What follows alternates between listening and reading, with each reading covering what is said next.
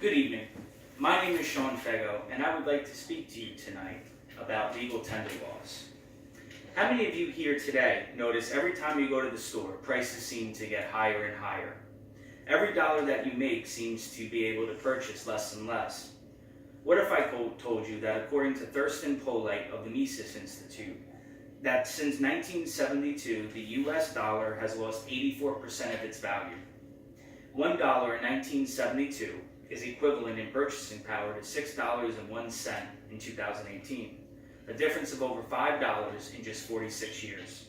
Gold, on the other hand, has gained a purchasing power of 394%.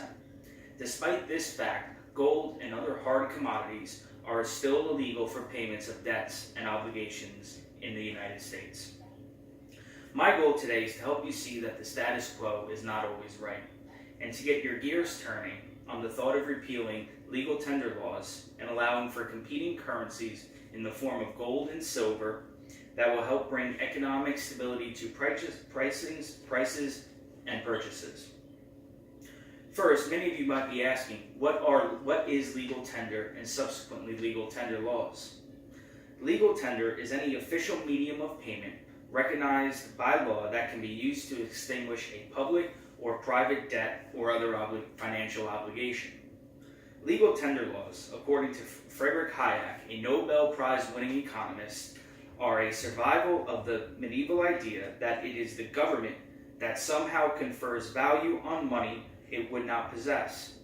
And this, in turn, is true only to the very limited extent that government can force us to accept whatever it wishes in place of what we have contracted it for.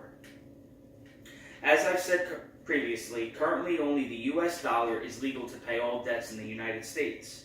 Gold and other commodities are viewed as investments. That means they are subject to financial gain taxes.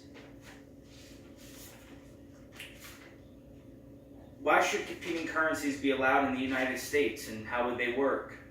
Currently, the Federal Reserve has a monopoly over the control and creation of the money supply. They are responsible for the inflation incurred on the US dollar. Competition, on the other hand, would allow for stronger currencies because issuers would not be wise to devalue their currencies. People would be free to choose which currency they wish to use, creating economic freedom in our choices every day. Ludwig von Mises says, and I quote, "I think it is entirely possible for private enterprise to issue a token money which the public will learn to expect to preserve its value, provided both the issuer and the public understand that the demand for this money will depend on the issuer being forced to keep its value constant. Because if he did not do so, the people would at once cease to use his money and shift to some other kind." In other words, profit would be the motivating factor in providing a strong currency. One objection that comes up is that a gold standard or a silver standard is unrealistic and it has only brought economic downfall in the past. However, on the contrary, we have examples of this as early as the 19th and 20th century in countries such as Austria, Sweden, and India. These countries long had hard money and used it as a means to fight against inflationary periods in their economies. They accomplished this by stopping the production of free coinage and limiting the increase of availability in gold and silver coins. Basic law of economics states that the more of something there is, the less value that it has. And this goes true with our money. When we have paper currency, governments and central banks can print it, create it, by putting more money into the money supply, the value decreases.